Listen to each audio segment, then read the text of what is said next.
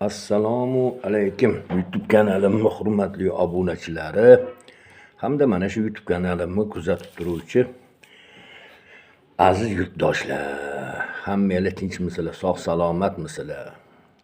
Bayramlarni, Hayit bayramlarini, Navro'z bayramlarini sog' salomat o'tkazyapsizlarmi? Dam olish kunlarida yaxshi dam olyapsizlarmi? Taninglar sog' bo'lsin.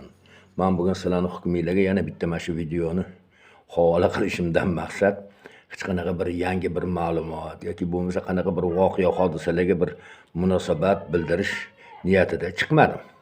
O'zingizlarning xabaringlar bor. Men YouTube'ga 20-chislar kuni 20-mart kunidan birin 3 ta video joylagandim. Shu 3 ta videoga munosabatlar, yozilayotgan kommentariyalar bo'yicha bashinisini bir 4-chisini bir javob video qilib qo'ydim, chunki o'shalarga qo'yishmayapti endi 3 galdan birin. O'shaning uchun shularga javob berishni o'zimga demak lozim topdim qisqasi.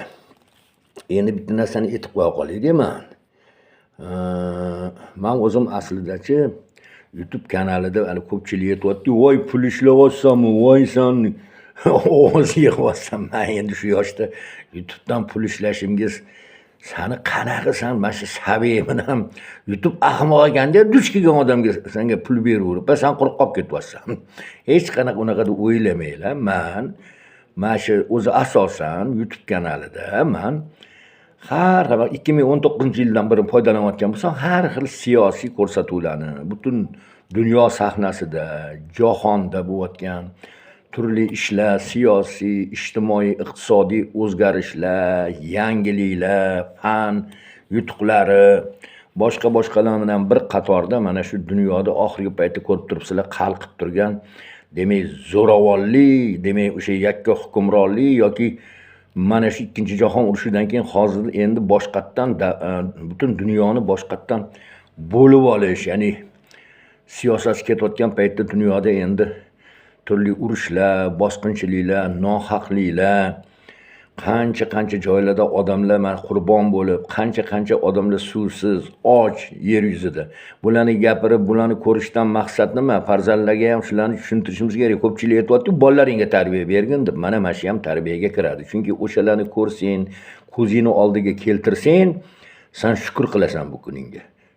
Tushuntira oldimmi? Mana mintaqamizda mana shu yon qo'shnimiz mana Eron, Yaqin Sharqda bo'layotgan voqealarni qarang. Men demoqchimanki, gapni cho'zmoqchiman. Men asosan mana shu YouTube kanalini asosan foydalanishim o'sha masalan ChatGPT ga kirib, o'zim bilmagan ma'lumotlarni, o'zimga qiziq narsalarni hali ham o'rganaman. Men 68 ga kirdim. O'sha yerdan hamma ma'lumotlarni olib, savol-javob qilib o'rganaman. Tarixiy ma'lumotlar bo'lsin, tibbiyotga oid yoki bo'lmasa mana shu tabiat bilan bog'liq bo'lgan, siyosat bilan bog'liq bo'lgan, geosiyosat bilan bog'liq bo'lgan turli voqea, hodisalarni, tarixda bo'lgan voqealarni hammasini shu sporlashib, ba'zan u bilan ham urushib qolaman, anaqa bilan nima deydi, o'sha ChatGPT bilan ham men bitta nohaq gapirdim. Hattoki shu ChatGPTlar ham tan oladi. To'g'ri otaxon deydi, siz mana bu joyda mana bunaqa to'g'ri e'tiroz bildiryapsiz deydi. Endi men shundoq undan tashqari mana masalan o'sha siyosiy kanallarda mana Golos Zapada deydigan kanal bor. Yoki bo'lmasa mana Scott Ritter deydigan bivshiy general Amerikaniki. O'sha ham bloger. Yoki Douglas Macgregor deydigani bor. Yoki mana Kanadada yashaydigan, o'zimizda Toshkentda tug'ilib katta yigit bo'lgan Fikrat Shabanov deydigan Ozarbayjon millatiga mansub analitik bor. Butun dunyo oldindan aytib beradi. 6 oydan keyin nima bo'ladi? 1 yildan keyin Amerika nima? Analitik siyosatchi. O'shalarni ko'raman, shularni. Yoki bo'lmasa mana Ramis Yunus deydigani bor, Amerika fuqarosi. U ham Ozarbayjon millati. Yoki bo'lmasa mana Maksim Shevchenko, sharqshunos, sharq xalqlarini, arab xalqlarini, bizani Markaziy Osiyoni juda yaxshi biladigan, o'zlashtirgan, juda zo'r bloger, siyosatchi, harbiy siyosatchi, jurnalist Maksim Shevchenko. Ajoyib sizlarga mana shu nima reklama bo'lishidan ko'rsanglar, dunyoqarashlik kengayish uchun. Yoki Baku xabarini ko'raman mana qardoshimizni Baku, demak Kanal 24, Union kanalini yoki bo'lmasa mana Ayran deydigan mana o'zimizning Markaziy Osiyo bo'yicha Al Jazeera kanallarini men muntazam kuzatib, dunyoda bo'layotgan ishlarga befarq emasman, shularni o'zini kuzatib kelar edim. Endi o'zimizni, masalan, yurtimizga bog'liq bo'lgan kanallardan bo'lsa, men Fikrat.uz kanalini mana G'ayratxo'ja doim kuzatib, analiz qilib boraman. U yerda bir qancha siyosatshunoslar, iqtisodchilar chiqishadi, fikrlarini bildirishadi. Kun.uz mana rasmiy kanallardan, Qalampir.uz, Global.uz, Effekt.uz, Vaqt.uz mana hali zo'r olib boradi. Ilyosmidi? Keyin mana Lolazor podkastini mana Xurshidni yoki bo'lmasam Chotki TVni muntazam kuzatib boraman va shularni bilan mashg'ulman men YouTube'da asosan. Keyingisi mana diniy sohada diniy domlalarimizdan, ulamolarimizdan nasihatlaridan, ularning fikrlari, ularni demak butun jamiyat bilan bo'layotgan muomalalarini kuzatib, ularga berayotgan tarbiyalarini kuzatganida mana masalan men asosan mana Abdulloh domlani qirg'izistonlik, undan keyin Shukurulloh domlani muntazam kuzataman, andijonlikmi, farg'onalik. Yoki bo'lmasa mana Abror Muxtor Alini o'sha 2019-yildan beri kuzatib kelaman.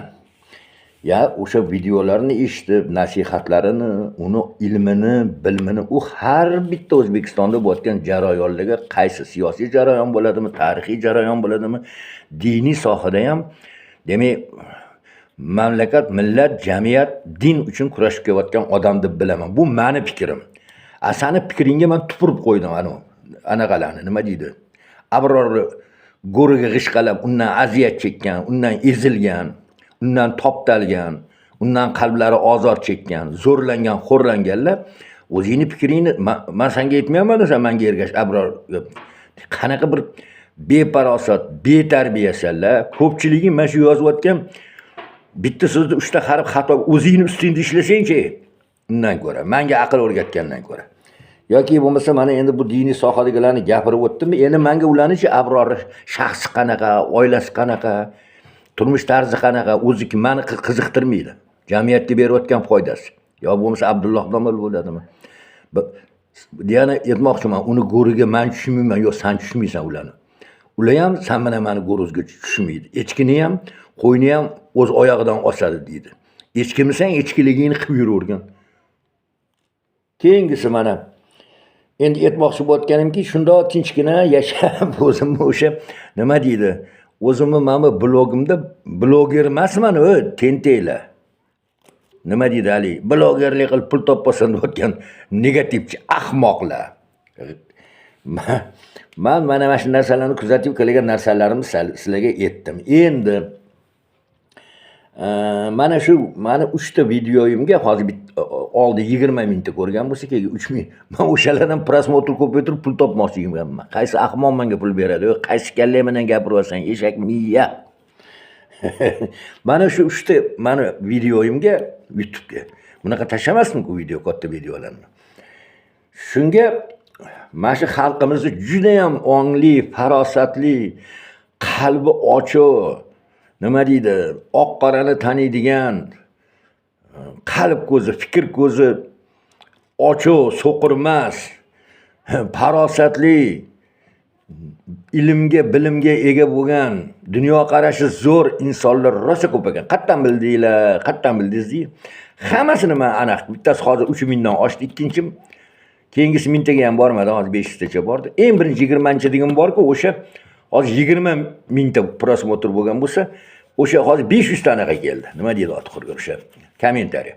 O'shani men protsentini chiqazaman. Sen anaqa bo'yicha nima deydi Otxurgur. Menga tosh otib, menga haqoratlayotgan negativchilar.